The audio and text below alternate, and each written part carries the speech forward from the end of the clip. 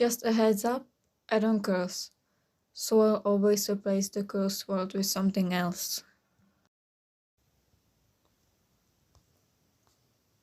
Kamino's Board by tunafishprincess. Read by Ella Flowerdet. Chapter 2.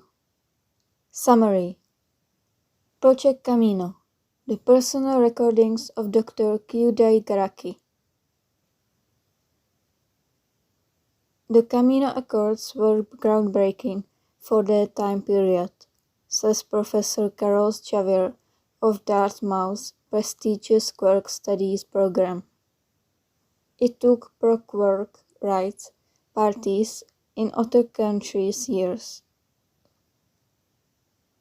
if not decades, to come to an agreement regarding Quirk holders' civil rights. But in Japan, it happened in a matter of months, and it's all thanks to one man. It's a shame there are no surviving interviews. I wonder what he would think of the world we live in now. Division Aguirre Garcia 2000 Quirk Television Series Hollywood CA PBS. Welcome Dr. Kyudai Garaki. Processing complete. File, documents, search, Project Kamino. Processing complete. Project Kamino. 2 new entries. Dr. Kyudai Garaki. Enter password. Access granted. RPK1. This is Dr. Garaki reporting in. Blastek computer broke again. We will have to invest in a new one. Not that it matters all too much in the grand scheme of things, I suppose. But enough about that. New changes are afoot. Exciting changes. Our leader has assigned me a new project, top secret, classified to even the highest members of the organization. Save myself, of course. I don't know all the details yet. Subject discovered in the Arctic Circle. Based on initial observations, human man encased in a block of ice. When asked how he received such a specimen, said it had taken him centuries of searching. Very curious. What should drive to such lengths?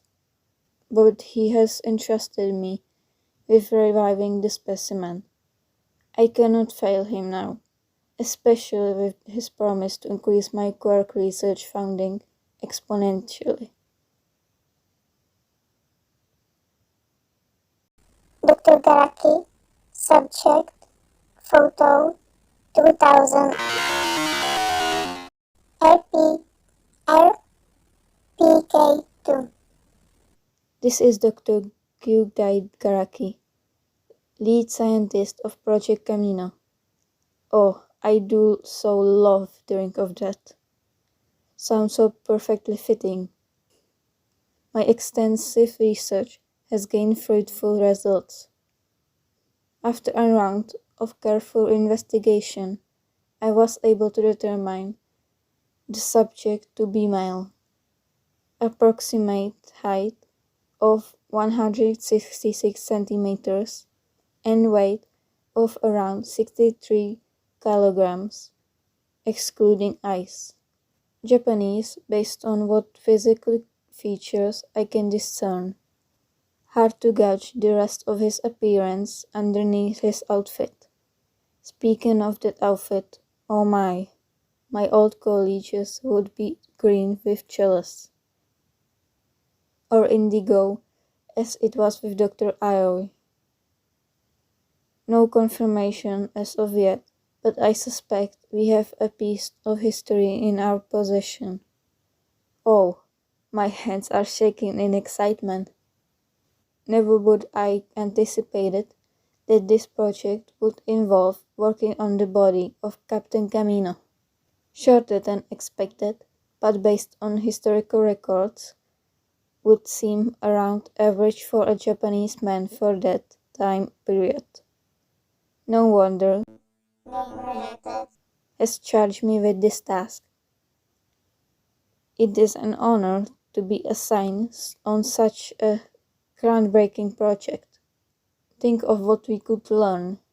His quirk has always been a mystery. Well, not for long. I cannot wait. RPK5. This is Dr. Kuidai Karaki, lead scientist of Project Kamino, once more. The ice is taking longer than anticipated to melt, so unable to perform any scans on the body. Visually, the specimen has no signs of decaying flesh, unable to even find signs of hyperthermia with invisible portions of skin. Further questions come up as to how he became trapped here, especially in as good condition as he is. Curious. Unfortunately, has not given me much information. His increased visits to the lab are making my assistants wary. Honestly, they should be feel honored to be graced with very presence. They wouldn't even have jobs if it wasn't for him. Such ungrateful brats. But not to worry. If we figure out how to revive the patient, everything should go according to plan. Subject.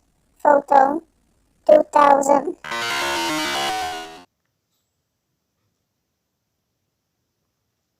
RPK87. Dr. Kyudai Karaki again. Project Kamino is still underway, and we have been grappling with some challenges during the revival process. Today's technology is not advanced enough to fully revive a human from a cryogenically frozen state. Other studies have suggested that it is possible for animals such as reptiles, worms, and amphibians to revive from such a state, but humans are another matter entirely. No current records in the registry on quirks for defrosting either. A pity. I've spoken to a few peers on the subject, but the evidence is not very forthcoming. As of yet, no human has been successfully revived. I deduce there is an 85% chance of destruction of tissue, blood vessels, and major organs if not done correctly. Still, that 15%, no, too high of a risk. I doubt would be very happy with me if the subject died, though I doubt I would be alive long enough to witness it. RPK 140. Dr. Garaki reporting in. After multiple rounds of research and testing, Project Kamino has been put on hold. He had ordered us to change facilities at the last minute to the opposite side of the country. We nearly lost the specimen to those damn heroes. Not to worry, however. The subject is safe in our cooling room, and documentation for the subject has been recovered. Was very angry with my assistant's handling of the situation. I'm not so sure how long they will be around. Such a shame. I quite liked the one who brought me my lattes every morning. Ongoing progress has been made on the downing process, albeit slowly.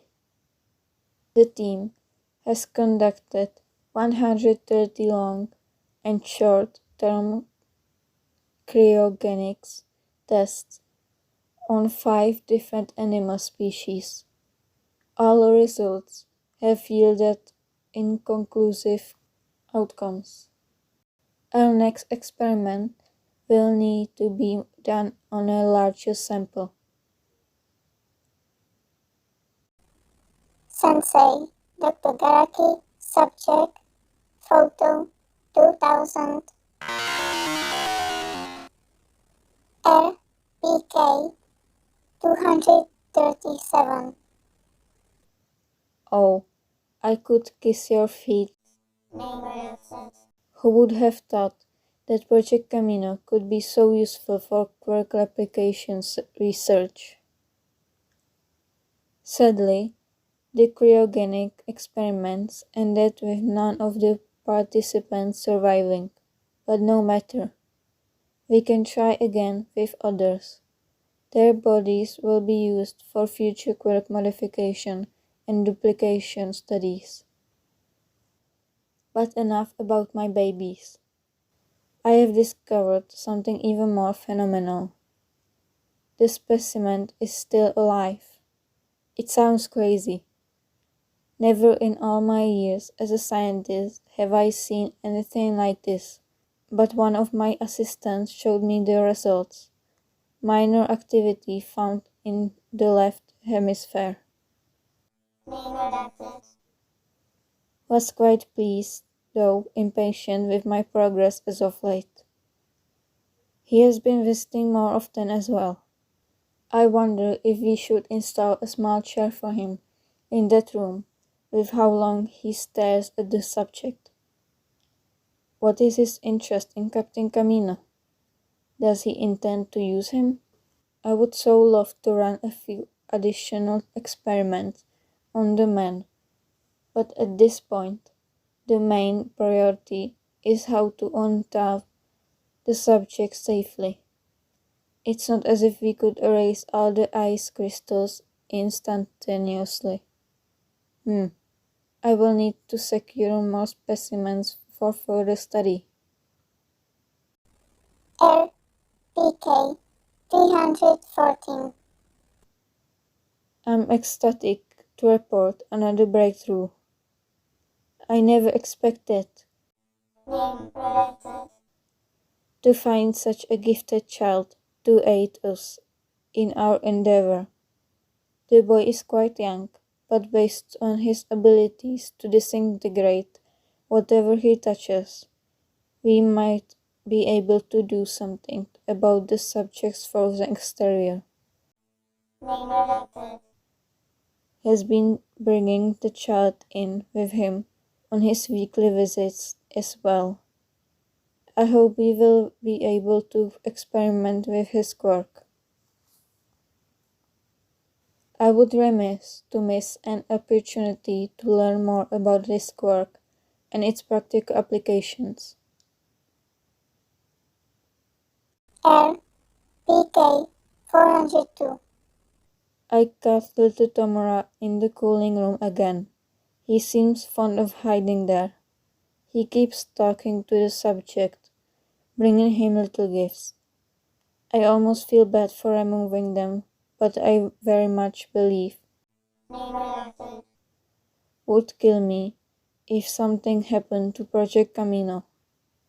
Remind me to report this to him immediately. Such childish behavior should not be tolerated in a research lab. We are making history, not babysitting. Shigaraki Tomura. Subject. Photo. 2000. RPK 403. This is Dr. Garaki. Has given that little boy special access to Project Kamino's room. Something about building a bond between them. I'm not sure how a child can build a relationship with a block of ice, but Sensei's word is a law. We will need more assistance to make sure the boy doesn't destroy the facility during his visits. RPK 471. Sensei has been defeated by All Might. I cannot believe it. The injuries are severe. Possible brain damage. His arms will need to be replaced. Excessive surgery and skin grafts required.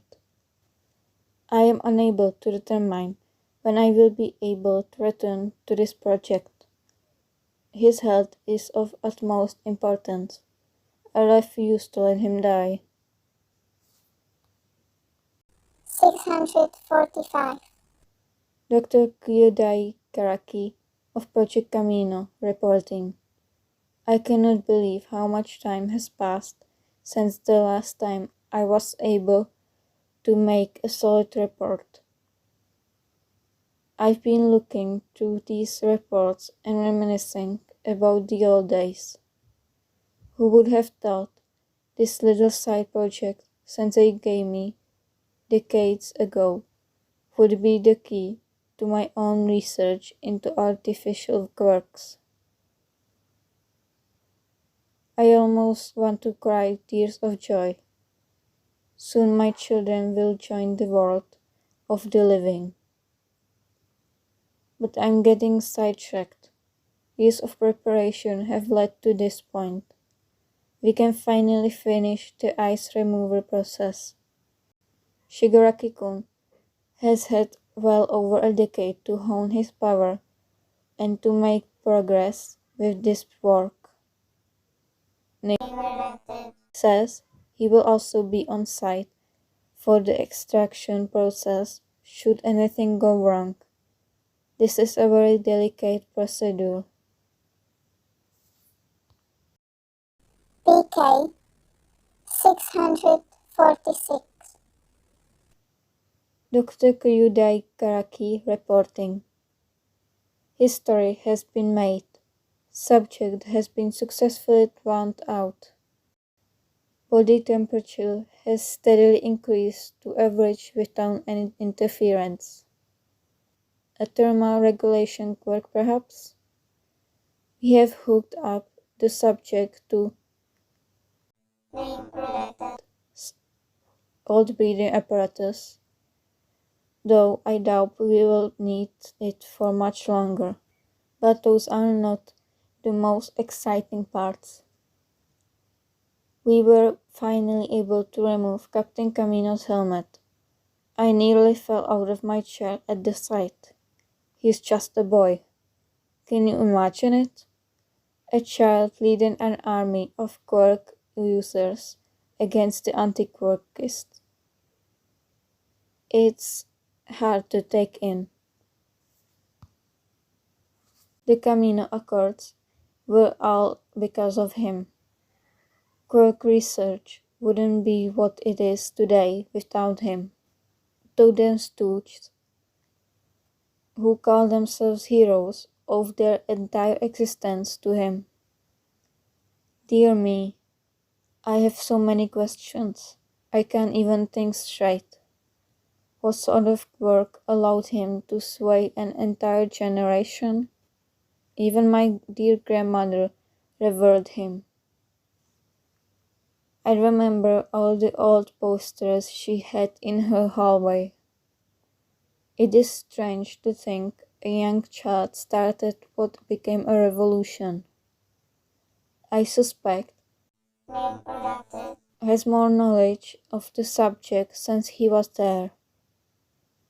Were they friends, perhaps? I will have to ask him another time. He is currently in the captain's room. Judging by his body language and the boy's physical appearance, I suspect their bond might run deeper than a friendship. Subject photo 2000 RPK 700. Dr. Karaki reporting in. I can't believe I'm saying this, but Captain Kamino is quirkless. Bone scans show the extra toe joint, and DNA testing came back clear of any usual quirk indicators. This is disconcerting. How was he able to rise through the pro quirk ranks so quickly? I suspect had a hand in it. I have been piecing whatever information I can get from him into a database. I ran some blood work on the boy along with my last batch of blood from genetic match. I see now why he didn't want this getting out. The most powerful quirk holder having a quirkless son would have been quite the controversy. But why make the boy the center of attention? None of this adds up. RPK 711. Dr. Karaki reporting. I have been able to do some further analysis and have pieced together a new hypothesis that is currently in the testing phase. After my initial confusion in regards of the mystery of how a quirkless boy became the face of a revolution, I received some key information from Sensei regarding a serum as well as results from additional blood tests on the captain. I theorized that what the boy was injected acted like a particularly strong quirk. Amazing, a man-made quirk. Based on Sensei's own dealings with the creator, the serum's general properties were supposed to enhance and perfect psychology and mentality of the subject. It truly is a work of genius. A pity the creator died so soon after its creation. I am particularly interested in the serum's ability to accelerate healing. Since the attack, Sensei's health was improved over the past few years, but he is still in a precarious state. I am now working to see if the subject's blood may be the key to healing our leader, or at least alleviating his false ailments.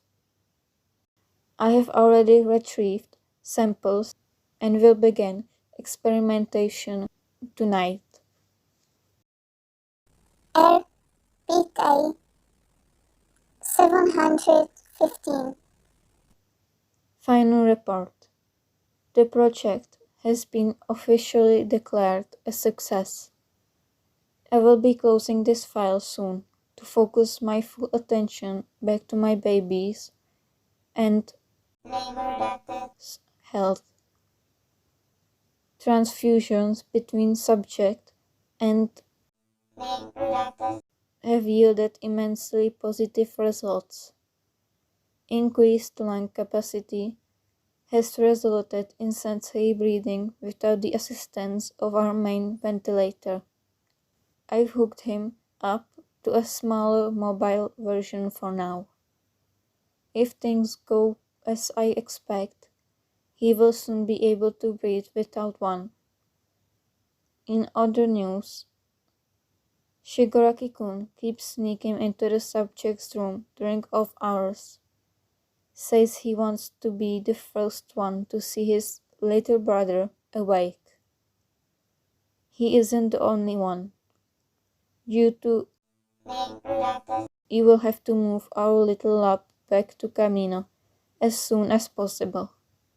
I inquired about using Gurogiri for the job, but apparently he is on a mission.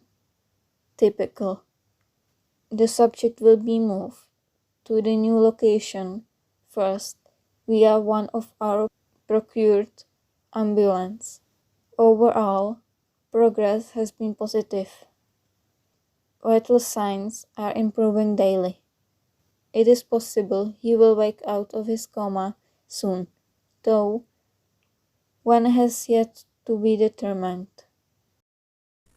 Sensei, Shigaraki Tamura. Photo 2000. File shut down. Are you sure you want to shut down your computer? Shut down.